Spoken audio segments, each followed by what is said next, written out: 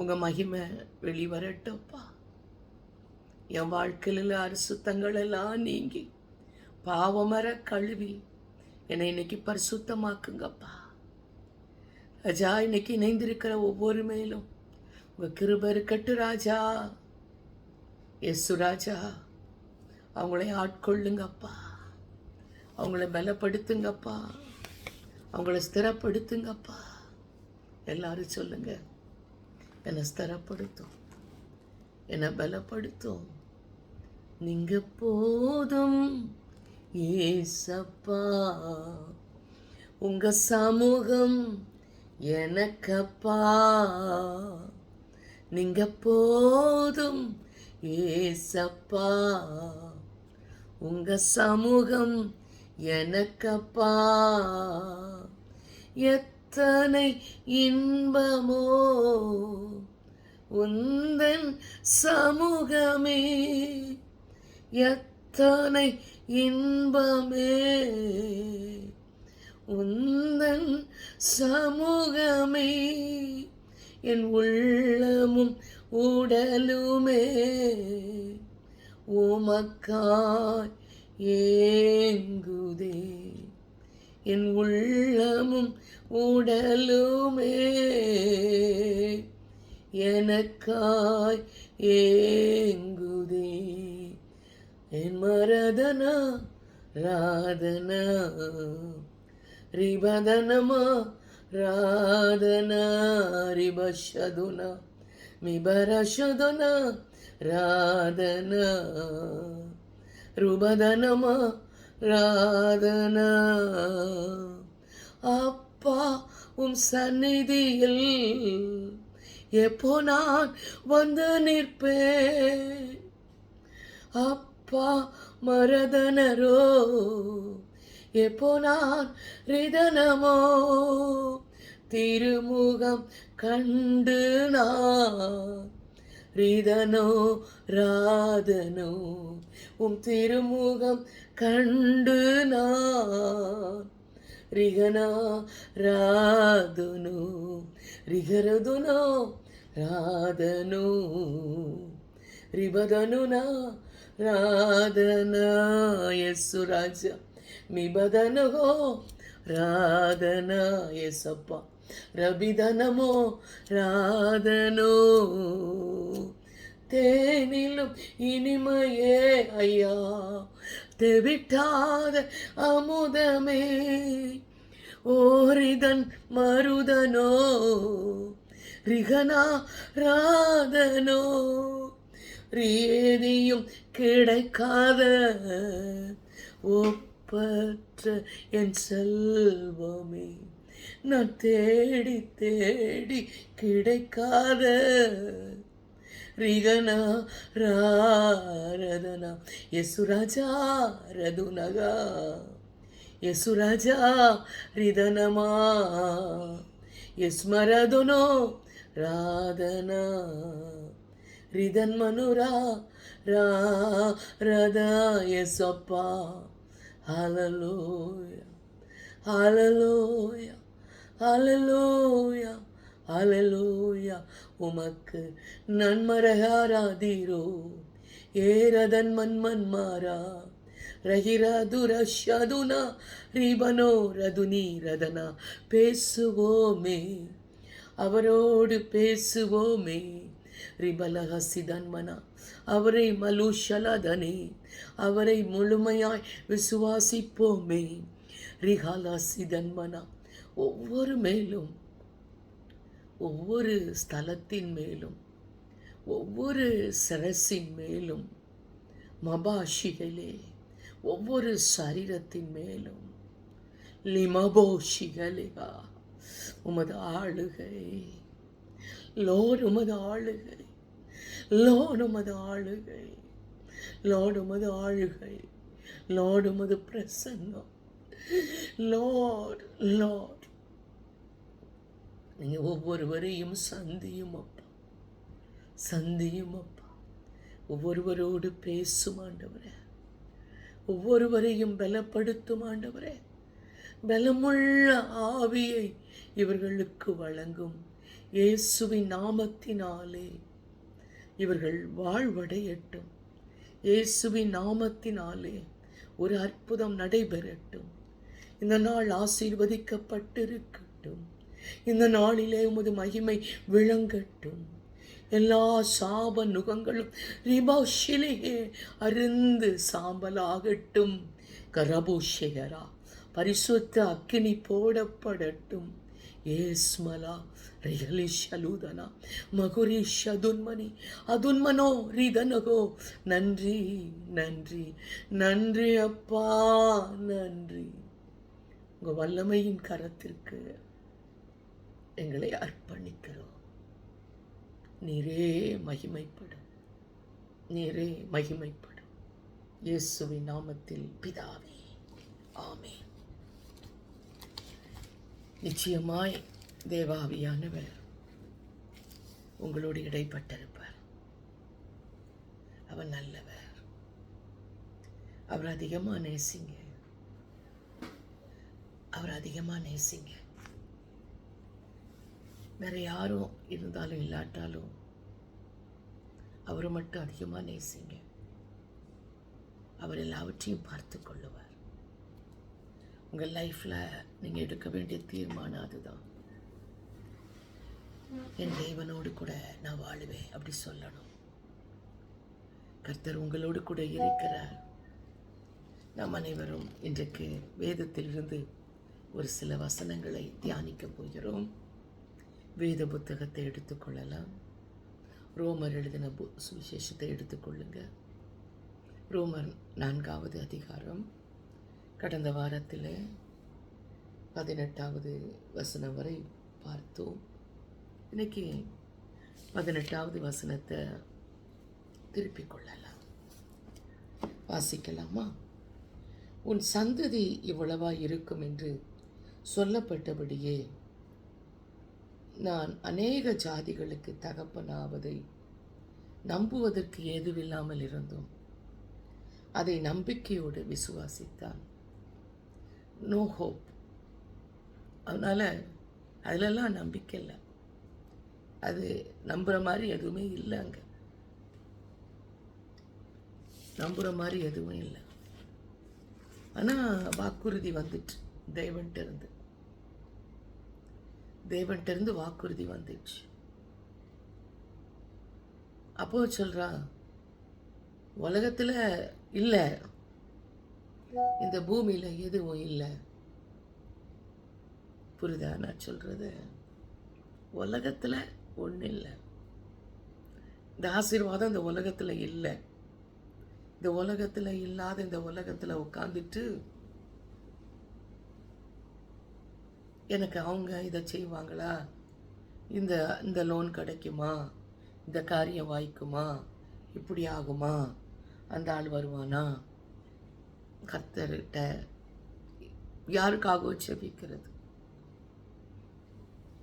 இந்த உலகத்தில் கர்த்தர் கொடுத்த வாக்கு தத்துவம் இந்த உலகத்தில் இல்லை. ஆனால் தேவன்கிட்ட இருந்து வருது. உலகத்தில் வாழ்கிற நமக்கு தேவனிடத்திலிருந்து வாக்குறுதி வருது. நீங்கள் எப்படி சொல்லணும்னா, அதை தெய்வ கிருபையாய் நீங்கள் நினைக்கணும். தெய்வ கிருபை இது எல்லாருக்கும் தருவார் இயேசப்பா. விசுவாசத்தினால தான் கிடைக்கிறது. ஐயோ, தேவன் தருவார், அதை நான் பெற்றுக்கொள்ளுவேன் அப்படி சொல்லணும். செய்ய முடியுமா உங்களுக்கு? தேவன் தருவார், நான் அதை பெற்றுக்கொள்ளுவேன். அதான் உயிர்த்தெழுதலின் தேவன் மேல் ஆபிரகாம் விசுவாசமாயிருந்தார். ஏசப்பா வருவார், உலக ஜனங்களுக்காய் பாடுபடுவார், சிலுவையில் அறையப்படுவார், மரித்து அடக்கம் பண்ணப்பட்டு 3ஆம் நாளில் உயிர் தெழுவார். அந்த உயிர் தெழுத தேவன் மேல் நான் விசுவாசமாக இருக்கிறேன். உயிர் வருதில்ல, எனக்கும் உயிர் வரும். செத்து போன இந்த சரீரத்தில் உயிர் வரும். செத்துப்போன இந்த மாம்சமும் உயிரடையும். மரியாளுக்கு செத்துப்போன அந்த கர்ப்பம் கூட உயிரடையும். அந்த கர்ப்பம் கூட 21 வயது ஒரு வாலிப பிள்ளை மாதிரி அந்த கர்ப்பம் அழகா மாற்றப்படும், பலனா மாற்றப்படும். இரத்த ஓட்டங்கள் எல்லாம் உள்ள கடந்து போகும். சுருங்கி போன சரீரம் நல்ல அழகுள்ள சரீரமாய் மாற்றப்படும். எதனால? உயிர்த்தெழுந்த தேவனிடத்தில் ஆபிரகாம் விசுவாசமாயிருந்தான்.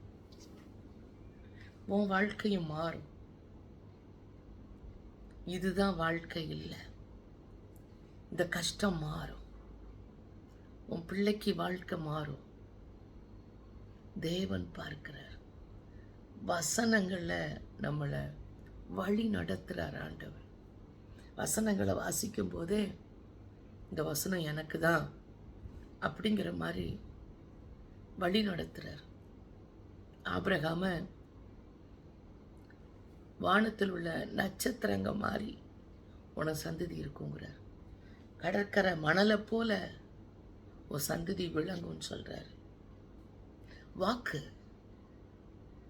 1 2 தருவேன், ஒரு பிள்ளையோ 2 பிள்ளையோ 10 பிள்ளையோ தருவான், அப்படி இல்லை. நம்ம மனிதன் என்ன செய்கிறோம்? எந்தவித நம்பிக்கையும் இல்லாமல் வாழ்கிறோம். சும்மா இன்னைக்கு இருக்கிற நிலைமையை பார்த்துட்டு நம்பிக்கையே இருக்காது உங்களுக்கு. நல்லா ஜெபிப்பீங்க, அதுக்கப்புறம் கூப்பிடப்படுத்து போ, என்ன இப்படி இருக்கு லைஃபு அப்படின்ட்டு சோர்வடைஞ்சிருவீங்க. நம்ம மனுஷனா நின்று நம்புவதற்கு ஒரு சாத்தியமும் இல்லாமல் எல்லாம் க்ளோஸாக இருக்கும். எல்லா வழியும் அடைக்கப்பட்டிருக்கும். புரியுதா?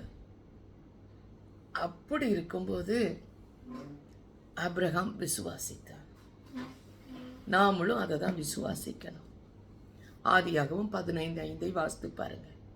உன் சந்ததி இவ்வளவா இருக்கும் என்று தேவன் அளித்த வாக்குறுதியின்படியே அநேக ஜாதிகளுக்கு அவன் தகப்பனாரான். இன்னைக்கு கர்த்தர் உங்களோடு கூட இந்த வசனத்தின்படி உங்களை ஆசீர்வதிப்பாராக. புரியுதா? ஆசீர்வதிப்பாராக. நிச்சயமா அற்புதம் நடக்கும். 19வது வசனம், அவன் விசுவாசத்தினாலே பலவீனமாய் இருக்கவில்லை. அவன் ஏறக்குறைய 100 வயது ஆனவனாய் இருந்தபோது தன் சரீரம் செத்து போனதையும் சாராளுடைய கர்ப்பம் செத்து போனதையும் எண்ணாதிருந்தான். பாருங்க, இந்த உலகத்துல பெரும்பாலான ஆட்கள் அப்படி என்ன செய்வாங்க? தான் கஷ்டத்தையே நினைச்சு ஆண்டருடைய வல்லமையை மறந்துடுவாங்க. தன் கஷ்டத்தையே சொல்லி சொல்லி சொல்லி ஆண்டவரை பின்னுக்கு தள்ளிடுவாங்க. ஆண்டவனை பார்த்து பெரும் ஜாதியை நீ பெறுவ. என்னை பொறுத்தவரையில 75வது வயதுல இஸ்மவேலை கர்த்தர் அவனுக்கு கொடுத்தார். ஆனா வாக்கு கொடுக்கிறாரு, உனக்கு ஒரு சந்ததி உருவாக்கப்படும். அது ஆகாரோடு அல்ல, அது இஸ்மவேலும் அல்ல. ஆண்டவர் வாக்கு கொடுத்து 25 ஆண்டுகள் கழித்து, அதாவது சொன்னதிலிருந்து 25 வருஷம் ஆகி 100 வயதாகும்போது அவன் வாக்கு தத்தத்தை அப்படி ஃப்ரெஷ்ஷாக புதுசாக்குறார். அப்படி அன்னைக்கு சொன்னது பிஃபோர் 25 years அப்படி ஃப்ரெஷ் ஆக்கி, உனக்கு சொன்னல உன் சந்ததி உனக்கு கொடுப்பேன்னு பெற்றுக்கோ அப்படின்னு சொல்லி வாக்கு தத்தம் புதுப்பிக்கப்படுகிறது. இந்த வாக்கு தத்தம் புதுப்பிக்கப்படணும்னா எத்தனை வருஷத்துக்கு முன்னி சொன்னாலும் அதை நீ தினசரி புதுப்பிக்கணும், அறிக்கையிடணும், அதை நம்பணும், அதை விசுவாசிக்கணும். அது நடக்குதுன்னு சொல்லி, நடந்துட்டுன்னு சொல்லி அவருக்கு தேங்க்ஸ் கிவிங் பண்ணணும். நான் பெற்றுக்கிட்டேன் அப்படின்னு சொல்லி விசுவாசத்தில் செய்யணும். தேவனுடைய வல்லமையினாலே நான் சொல்கிறேன், ஒரு புதிய வாழ்வு அவனுக்கு கொடுக்கப்பட்டது. தேவனுடைய வல்லமையினால ஒரு புது வாழ்வு உங்களுக்கு கொடுக்கப்படும். ஏன்னா அது புது வாழ்வு யார் தருவானா? கர்த்தர் தான் தருவார். ஏன் அப்படின்னா அவருக்கு மட்டும்தான் அதை செய்ய முடியும். அவர்கிட்ட தான் அந்த வல்லமை இருக்கு. அவர் மேலே தான் அந்த அபிஷேகம் இருக்குது. நீங்கள் என்ன சொல்லணும்? எனக்கு அந்த புது காரியத்தை செய்கிறதுக்கு என்னை ஒப்பு கொடுக்குறேன், நான் விசுவாசிக்கிறேன் அப்படின்னு சொல்லணும். என் தேவனால் நான் உயருவேன், என் தேவனால் நான் பெருகுவேன், என் தேவனால் நான் உயருவேன், என் தேவனால் நான் பெருகுவேன். நிச்சயம் நடக்கும், நிச்சயம் நடக்கும், சுற்றி உள்ள கண்கள் அதை பார்க்கும். நிச்சயம் நடக்கும், நிச்சயம் நடக்கும், சுற்றி உள்ள கண்கள் அதை பார்க்கும். நான் கலங்கி நின்ற போது கலங்காதே என்றாரே, நான் தனித்து நின்ற போது நான் இருக்கிறேன் என்றாரே. கர்த்தர் எனது கரம் பிடித்து நான் உன்னை விட்டு விலகேன், நான் உன்னை என்றும் கைவிடேன் என்றாரே. யோசித்து பாருங்க, யோசித்து பாருங்க. எப்பெல்லாம் கஷ்டப்படுறோமோ அப்பெல்லாம் அவர் வந்துடுவார்.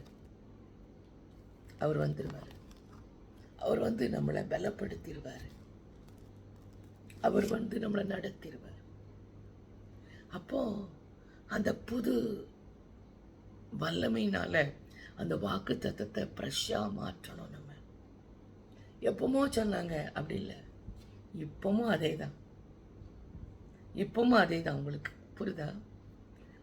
தேவன் அவனுக்கென்று ஒரு மகனை தருவதாக வாக்களித்திருந்தார். ஒரு மகனை உனக்கு தருவேன், ஒரு குமாரனை தருவேன். அவன் நம்பினான். ஆதியாகமம் 17வது அதிகாரத்தில் வாசிங்க, 15லேருந்து 21 வரை வாசித்து பாருங்க. அவர் சொன்னது நமக்கு தெரியும். தன் சரீரம் ஏற்கனவே செத்து போயிட்டு, சாராளுடைய கர்ப்பம் செத்துட்டு அப்படின்னு சொல்லி அவன் நினைக்கல, எண்ணாதிருந்தான். வாக்குத்தத்தம் ஃப்ரெஷ்ஷாக தந்தது நினைவுக்கு வருது. அந்த வல்லமையினால அவன் பிடிக்கப்படுறான். ஐயோ, சரீரம் செத்து போச்ச, அவ கர்ப்பம் தான் செத்து போய் கிடக்க அப்படின்னு சொல்லி அதை நினைக்கவே இல்லை. அவன் மைண்டில் அது வரவே இல்லை.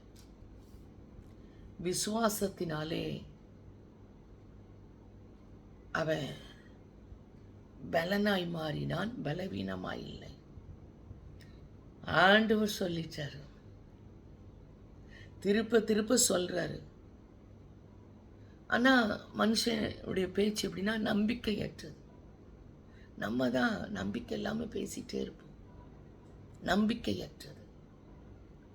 ஆபிரகாம் விசுவாசத்தோடு இருந்தான். நீங்க சொல்லணும்,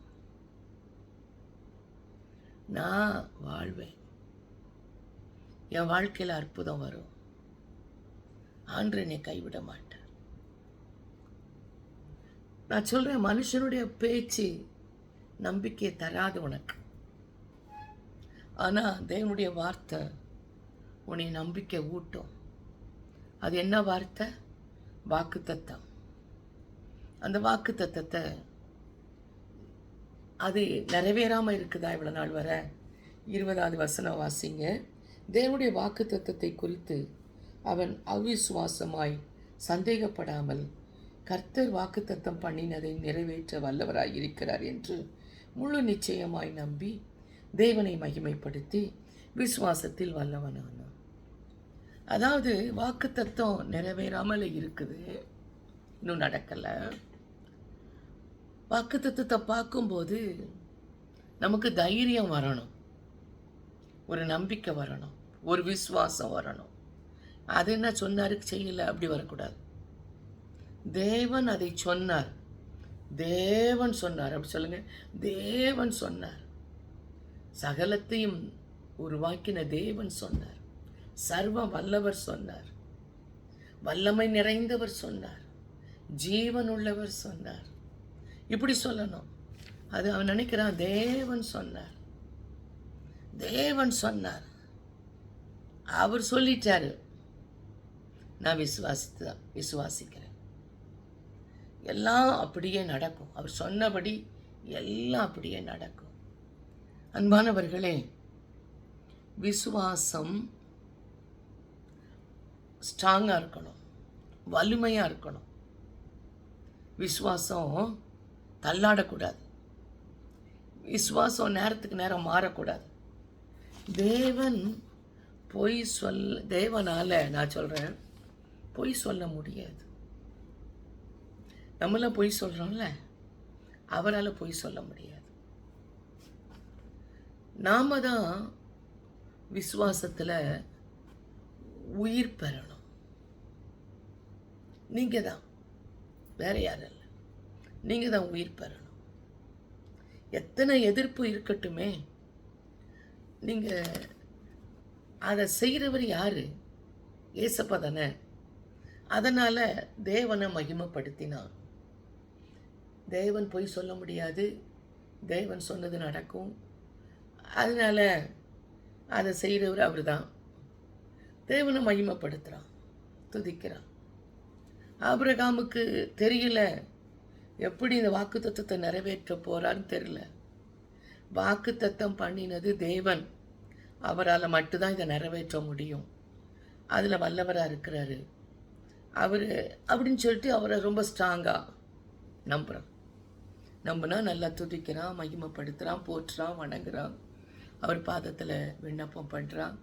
ஒரு பக்கம் ஆச்சரியப்படுற மாதிரி ஒரு நம்பிக்கை, மறுபக்கம் எப்படி நம்பணும், எப்படி இப்படி இருக்கோம், நம் பகுத்தறிவு பார்த்தா எப்படி இப்படி நம்புகிற, ஒன்றுமே இல்லை எப்படி நம்புகிற, சாத்தியமே இல்லை எப்படி நம்புகிற, பகுத்தறிவு.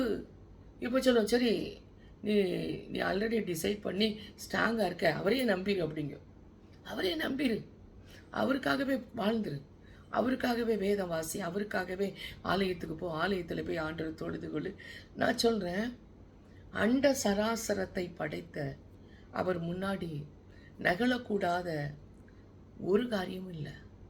தெய்வ வார்த்தை கட்டாயம் நிறைவேறும், தெய்வ வார்த்தை கட்டாயம் நிறைவேறும். அப்போது அவரை ஆபிரகாம் நம்புறதுல எந்த ஆபத்தும் அவனுக்கு கிடையாது. கட்டாயம் நடக்கும், கட்டாயம் நடக்கும். தேவன் இதை பார்க்கிறார், இதை பார்க்கிறார். உங்கள் வாழ்க்கையில் பரிசுத்த ஆவியானவர் இதை பார்க்கிறார். ஆகையால் அது அவனுக்கு நீதியாக எண்ணப்பட்டது. இப்படிலாம் செய்கிறது கரெக்டுன்னு அவனுக்கு நினைப்பு வந்துச்சு. இப்படிலாம் செய்கிறது கரெக்டாக, நான் காத்திருக்கிறது கரெக்டு தான், நான் நம்பி உறுதியாக நிற்கிறது கரெக்டு தான், எல்லாமே சரிதான். ஒரு மனுஷனை பார்த்த உடனே அப்பா அப்படியே சந்தோஷப்படணும், உன்னை பார்த்த உடனே அவர் அப்படியே மகிழணும். எவ்வளோ ஸ்ட்ராங், எவ்வளோ ஸ்ட்ராங்.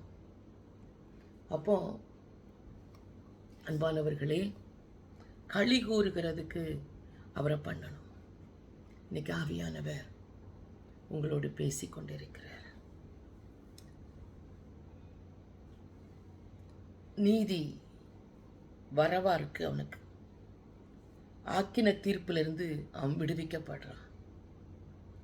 அவனுடைய விசுவாசத்தின் மூலமா தேவன் அவனை நீதிமானா மாத்துறார்.